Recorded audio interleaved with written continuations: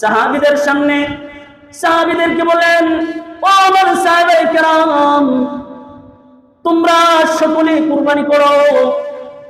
সাহাবায়ে কেরাম বললেন, ইয়া রাসূলুল্লাহ, আমরা যদি কুরবানি করি তাহলে আমাদের মালিক আমাদেরকে কি দান করবেন? قالوا فما لنا فيها يا رسول الله, আল্লাহ পাক আমাদেরকে কি দান করবেন?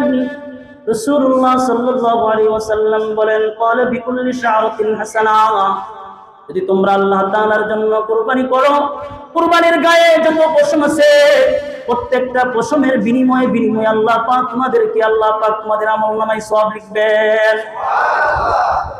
কুরবানির গায়ে কত পশম আছে এটা কোনদিন আপনারা কি হিসাব করেছেন? টাকার হিসাব করেন, বাড়ি গাড়ির হিসাব করেন, দুনিয়ার লাভ এই জন্য হিসাব করেন। আখিরাতের লাভ হইল কি? আখিরাতের লাভ তো এই যে প্রত্যেকটা পশম, তো এটা আখিরাতের লাভ। আখিরাতের লাভ কেউ হিসাব করে না। আমরা বলি, যদি বান্দা তুমি বলো সুবহানাল্লাহ, আলহামদুলিল্লাহ, লা ইলাহা ইল্লাল্লাহ, আল্লাহু আকবার, তুমি যদি বান্দা বলো, তাহলে আল্লাহ পাক এই যে আসমান এবং জমিনের মধ্যবর্তী যে ফাঁকা জায়গাটা আছে, ফাঁকা জায়গাটা আল্লাহ পাক তোমার জন্য নেকি দিয়া ভরপুর বানায় দিবেন। কোনদিন কি চেষ্টা করেছেন আল্লাহর জমিনের ফাঁকা জায়গা কতটুকু আছে, কত সেলসিয়াস, কত কিলোমিটার? কোনদিন গবেষণা করছেন? গবেষণা করেন নাই, কারণ এটা দুনিয়ার ফায়দা না, এটা কার ফায়দা? আখিরাতের ফায়দার জন্য আপনি হিসাব করেন নাই। কুরবানির পশমের বিনিময়ে আল্লাহ পাক আপনি আমাকে নেকি দিবেন, এই জন্য এটা নিয়ে আমরা কোনদিন গবেষণা করি নাই। কিন্তু আল্লাহ পাক বলেন, হে বান্দা আমার, যদি আমার জন্য যদি কুরবানি করো, রাসূলের জবান পিক দিয়ে বের করে দিলাম। রাসূল বলছেন, সাহাবায়ে কেরাম, আল্লাহ পাকের জন্য যদি তোমরা কুরবানি করো, প্রত্যেকটা পশমের বিনিময়ে এক একটা করে নেকি আল্লাহ পাক তোমাদেরকে দান করবেন। সাহাবায়ে কেরাম সওয়াবের দিক থেকে কতটুকু আগ্রহশীল ছিলেন এটা আপনারা জানেন না। আপনাদেরকে যদি বলি সুবহানাল্লাহ বলতে আপনারা নারাজ, আপনাদের কষ্ট হয়ে যায়, বলেন না।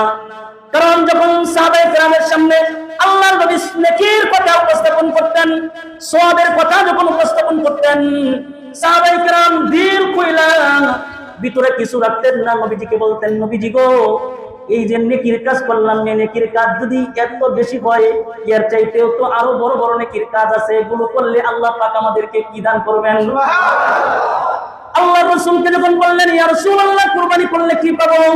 নবীজি বললেন, পশমের বদলে এক একটা করে নেকি পাইবা। সাহাবায়ে বললেন, قال بكل شعرة حسنة قالوا فالسوق يا رسول الله, আমাদের এই গায়ের ভিতরে, আমাদের এই মদিনা শহরের ভিতরে, আমাদের এই মক্কা শহরের ভিতরে অনেকগুলো বেড়া আছে, যে বেড়াদের পশমগুলো বেশি হয়।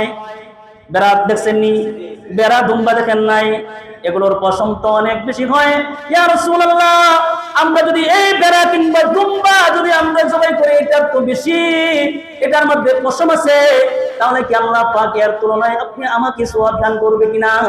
নবীজি বললেন, ক্বালা বিকুল্লি শারাতিন মিনাস সুফি হাসানা। নবীজি বললেন, হ্যাঁ, ওমর সাহাবায়ে কেরাম, যদি বেশি পশম ওয়ালা দিয়াও যদি কুরবানি করো, আল্লাহ পাক সেই পশমের বদলে তোমাদেরকে নেকি দান করবেন। আর একটু জোরে বলেন সুবহানাল্লাহ। আল্লাহ পাক নেকি দান করবেন।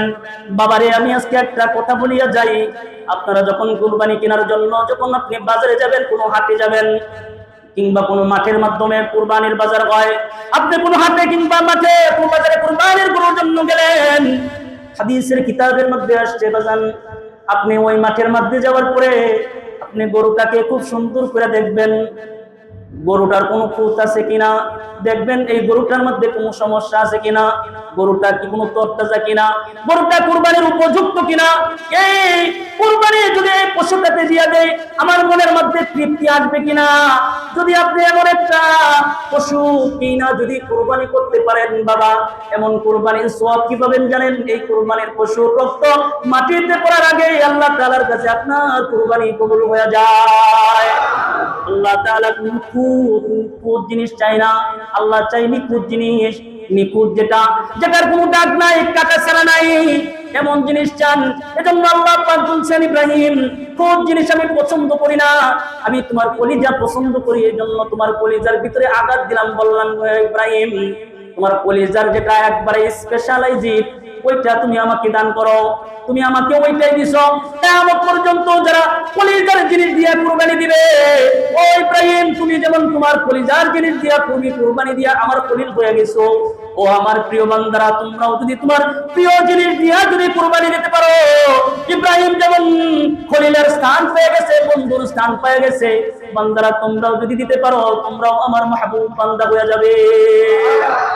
কারণ আল্লাহ তাআলা চায় তোমার কলিজা, তোমার কলিজা, তোমার কলিজা, তোমার কলিজা। আল্লাহ তাআলা এই জন্য বলছেন কলিজার সাথে কুরবানির সম্পর্ক।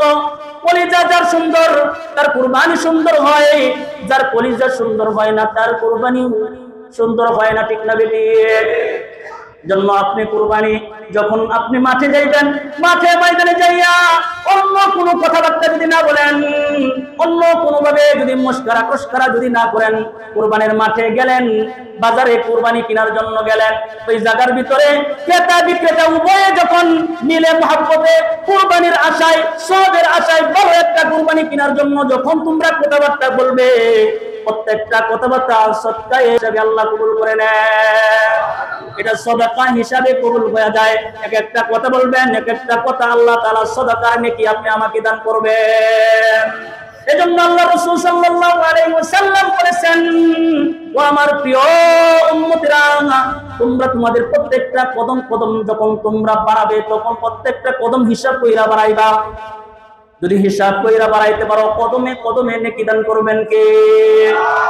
আল্লাহ তাআলা কদমে কদমে আপনি আমাকে নেকি দান করবেন। এই কুরবানির পশু এটা এত দামি, এত দামি, এত দামি কুরবানির পশু, আল্লাহু আকবার বলেন। এত দামি কুরবানির পশু